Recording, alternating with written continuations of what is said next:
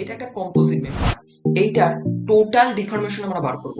আমরা নর্মাল জানি কি, যদি কোনো একটা সিঙ্গেল অবজেক্ট থাকে তার ক্ষেত্রে ডিফরমেশন ডেল এল কত হয়, del L is equal to P L by A ই।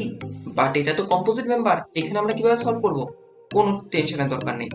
একে সিঙ্গেল সিঙ্গেলে পার্টে আমরা অ্যানালাইসিস করি। ফার্স্টে এই পার্টটাকে আমরা নিচে নামালাম, তারপরে এটা, তারপর এটা। ওকে, একদম ওই পাশে দেখ কত ফোর্স কাজ করছে, 10। কোন কোন দিকে? না, এই দিকে 10, 10 ফোর্স কাজ করছে। 10 নিউটন, কিলোনিউটন, যা ইচ্ছা হতে পারে। তো এই মেম্বারটাকে ইকুইলিব্রিয়াম করার জন্য এর উল্টা দিকেও কি আমরা 10 দিব? তাহলে তো এই অবজেক্টটা ইকুইলিব্রিয়ামে হয়ে গেল। এখন এই জাংশনটাকে ইকুইলিব্রিয়াম করতে গেলে তাহলে কি করব? আমরা এর উল্টা দিকেও আমরা 10 দিলাম, তাহলে এই জাংশনটা ইকুইলিব্রিয়াম হয়ে গেল। ওকে, বাট এইখানে তো ইকুইলিব্রিয়ামে নাই, এখানে তো 20 ফোর্স আছে। তাহলে কি করব? তাহলে অবভিয়াসলি এই 20টাকেও নিচে দিয়ে এখানে দিতে লাগবে। এই যে 20 দিলাম। এখন এইখানে সামেশন করলে কত হয়? 10 প্লাস 20 মানে 30। তাহলে উল্টা দিয়ে কাজ করবে 30। তাহলে এই টোটাল সিস্টেমটা ইকুইলিব্রিয়াম হয়ে গেল। ওকে, এখন এই জাংশনটাকে আবার ইকুইলিব্রিয়াম করতে লাগবে। তাহলে উল্টা দিকে আমরা কত দিব? 30। সেম এখানে যা আসছিল এখানে আমরা সেম দিলাম। বাট এইখানে তো 30 কাজ করছে না। এখানে কত? এখানে তো ইকুইলিব্রিয়ামে নাই। এখানে কাজ করছে 15। সেটার ডাইরেকশন কোন দিকে? এই দিক থেকে এদিকে, তা ওটা এখানে দিতে লাগবে। তো এদিকে দিলাম 15, 15। তাহলে এই সিস্টেমটা টোটাল এদিকে ফোর্স কত? 30 মাইনাস 15 মানে 15। কোন দিকে? না, এই দিকে। তাহলে এই দিকে যদি 15 কাজ করে, এই অবজেক্টটাকে ইকুইলিব্রিয়াম করার জন্য এদিকে আবার 15 দিতে লাগবে, যেটা আমার এইটার সাথে ম্যাচ করছে, মানে অঙ্কটা হয়ে গেছে। তো এখন আমরা এইটাকে যদি 1 ধরি, তারপর এটাকে 2, তারপর এটাকে 3, তাহলে আমরা লিখতে পারি del L is equal to del L1 del L2 plus del L3। Okay, PL by AE। First এটার ক্ষেত্রে P এর মান কত? 10, L লেন্থ কত? L1, A1 দেওয়া এখানে এরিয়া A1, আর E মনে কর সবগুলোর ক্ষেত্রেই ইয়ং মডুলাস সেম E। পরেরটার ক্ষেত্রে আমাদের এখানে P কত, লোড কত? এই যে 30, এই পাশে 30, ওই পাশেও 30। তাহলে 30 L2 by A2E। And last এই পার্টটার ক্ষেত্রে কত লেখা যায়? এইখানে আমাদের টোটাল ফোর্স এদিকে কত? 15, আর এই পাশেও কত? 15। তাহলে 15 L3 বাই A3E। এইটা করলে যা আসবে সেটা হলো আমাদের অ্যান্সার। বোঝা গেল? এই পোকাটা অনেকক্ষণ ধরে যাচ্ছে, আর পারা যাচ্ছে না। এই পোকাটা কি করলো? এই ড্রামের মধ্যে পড়লো, পড়ার পর তারপর এরকম এরকম করে উঠলো। বলতো কার হেল্পে এ উঠতে পারছে? সেটা হলো ফ্রিকশন। এই পতঙ্গর পা আর এই যে ড্রামটা আছে তার মধ্যে একটা ফ্রিকশন কাজ করছে, তার জন্য এ উপরে উঠছে। মনে করে দেখা যাচ্ছে যে এর থেকে উপরে আর উঠতে পারছে না, তারপর যেই ওঠে তারপর আবার নিচে ধপ করে পড়ে যায়। তো মনে কর বেসিক্যালি এই অবজেক্টটা এখানে, মানে পতঙ্গটা এত অব্দি উঠতে পারলো। কোশ্চেনটা হলো যে এই কতটা উঠতে পারবে। আমি এখানে একটা লাইন ড্র করলাম, এখান থেকে একটা ড্র করলাম। আমার কোশ্চেন হলো এটা কতটা উঠতে পারবে, মানে এইটা যদি এইচ বলি, এইচ এর ভ্যালুটা কত হবে সেটা আমরা বার করবো। এটা হলো কোশ্চেন। মনে কর বললো এই যে ড্রাম আছে, ড্রামটার রেডিয়াস হলো আর, আর এই পতঙ্গর মাস মনে কর এম, ধরলাম এম, পতঙ্গর মাস হলো এম। তাহলে নিচের দিকে কাজ করবে কি? এই যে পতঙ্গটা আছে, পতঙ্গটার নিচে কাজ করবে কি? ওয়েট। কত ওয়েট? না, mg। আর ধরি এই যে অ্যাঙ্গেলটা আছে, এখানে অ্যাঙ্গেল একটা ফর্ম করছে, সেই অ্যাঙ্গেলটা হলো থিটা ধরা যায়, ধরলাম আমি। আচ্ছা, ফ্রিকশন মানে কি? ফ্রিকশন মানে হলো frictional force F is equal to mu r। আর হলো নরমাল, এই যে এইটা হলো আমাদের নরমাল, নরমাল। আচ্ছা, পতঙ্গটা কি এই পজিশনে আসার পর নিচে পড়ার চেষ্টা করছে না? করছে কি করছে না? ওকে, তাহলে একে কে পড়তে দিচ্ছে না এই পজিশনে? ফ্রিকশন। তাহলে অবজেক্টটা যদি পড়ার চেষ্টা করে নিচে, কেউ উপরের দিকে একে আটকানোর চেষ্টা করবে, সেটা ডাইরেকশন হবে কি? এদিকে। এটাই হলো ফ্রিকশন। তাহলে লেখা যায় এদিক থেকে এদিকে কাজ করবে হলো ফ্রিকশন, মানে F is equal to mu r লেখা যায়। আচ্ছা, এই যে লাইনটা আছে, এই যে লাইনটা, এই লাইনটাকে আমি এক্সটেন্ড করি, এই লাইনটাকে আমি এরকম এক্সটেন্ড করলাম। তাহলে কি লেখা যাচ্ছে? এই নিচে যে ওয়েটটা আছে, এই ওয়েটটাকে দুটো উপাংশে আমি ভাগ করতে পারি।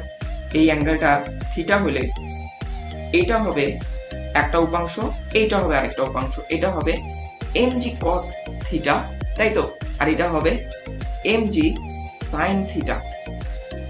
অবভিয়াসলি এটা mg sin থিটা। আচ্ছা এইটা ইজ ইকুয়াল টু এইটা, দুটো অপোজিট তাহলে সমান হবে, তাহলে r is equal two mg cos theta. এই r এর মানটা যদি এখানে বসাস তাহলে কি লেখা যায়, f is equal to mu mg cos theta, লেখা যায় mg cos থিটা।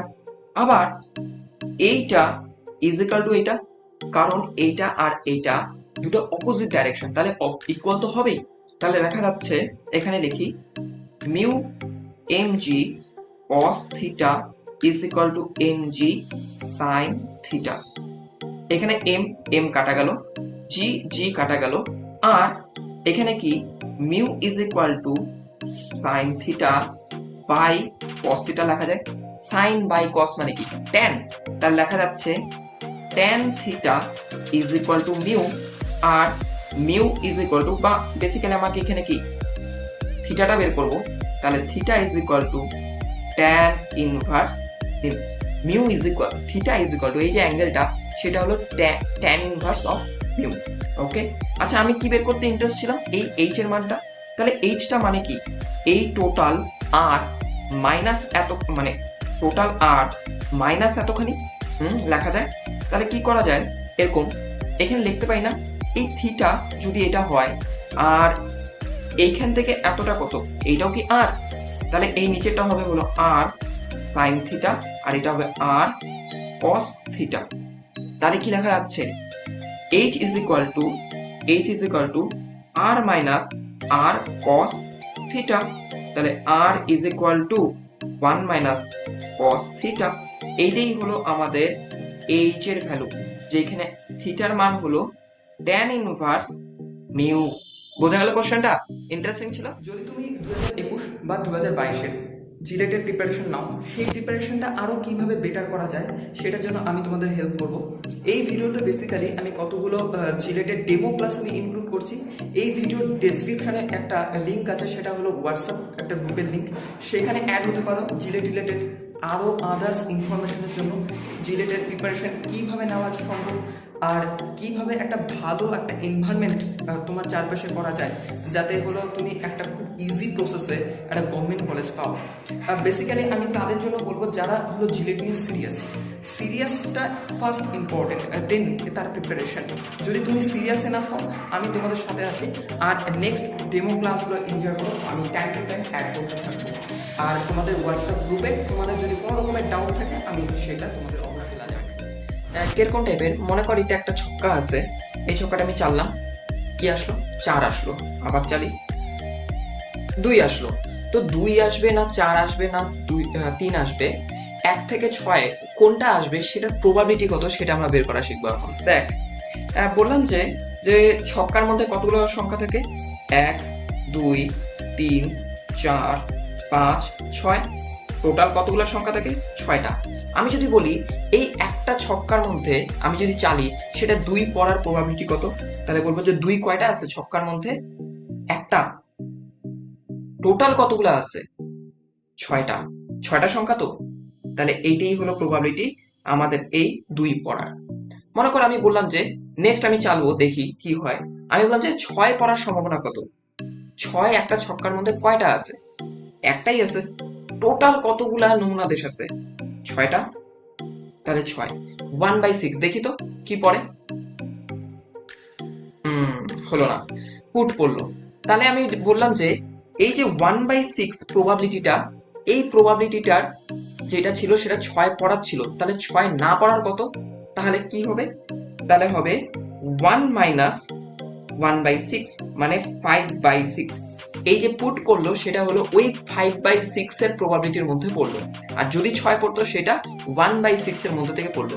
আচ্ছা যদি আমাদের এখন দুটা ছক্কা থাকে তাহলে কি হবে, তাহলে দুটা ছক্কা মানে একটা ছক্কার মধ্যে কি কি থাকে, 1 2 3 4 5 6, 1 2 3 4 5 6, এইটা একটা ছক্কা, এইটা আরেকটা ছক্কা, এই পাশে লিখলাম আর এই পাশে লিখলাম। তাহলে কি কি হতে পারে, মানে একটা ছক্কা আমি যদি চালি, একটাতে 3 আসলো আর একটাতে 5 আসলো, তাহলে এইটা প্রবাবিলিটি কি, 3 আর 5 হইতে পারে 1 1 1 2 1 3 1 4 1 5 16 এই করতে করতে 3 5 3 5 এইটাই হলো 3 5 প্রবাবিলিটি।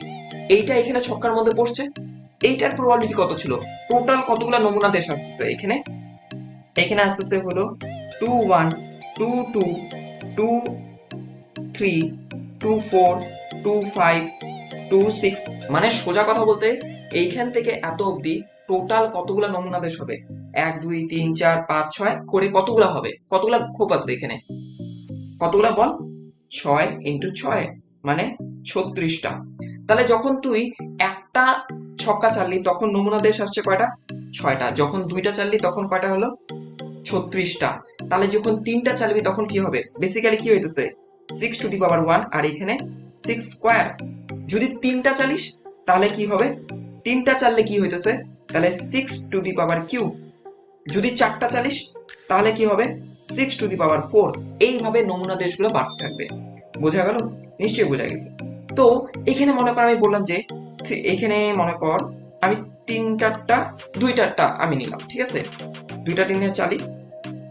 আচ্ছা, একটাতে 4 আর একটা 5 পড়লো, তাহলে 4 আর 5 পড়লো, এটা হলো 4 5। এই যে 4/5 পড়লো, সেইটা পড়ার সম্ভাবনা কি ছিল? এইটা কতগুলো আছে? 4 5। এমন তো হইতে পারে প্রথমেরটা 4 পড়লো, পরেরটা 5 পড়লো, বা আগেরটা 5 করে তারপরটা 4 পড়লো, মানে আগেরটা 5 করে পরেরটা 4, আগেরটা 5 করে তারপরে 4। তার মানে কি দুইটা আছে এমন যেটার মধ্যে একটা হইলেই আমি জিততেছি। তাহলে কি লেখা যায় এখানে? 2 বাই নমুনা দেশ কতগুলা? 36। এইটা হলো অ্যান্সার। এইটা অ্যান্সার। বোঝা গেল? তাহলে নিউমেরিক্যালটা কি ছিল? যদি একটা থাকে তো কি করে করব? এইভাবে। আর যখন দুইটা করে থাকবে তখন কি করে করব? জাস্ট এইভাবে। এই ছকটা যদি ঠিক মতো জানা থাকে তাহলেই হয়ে যাবে।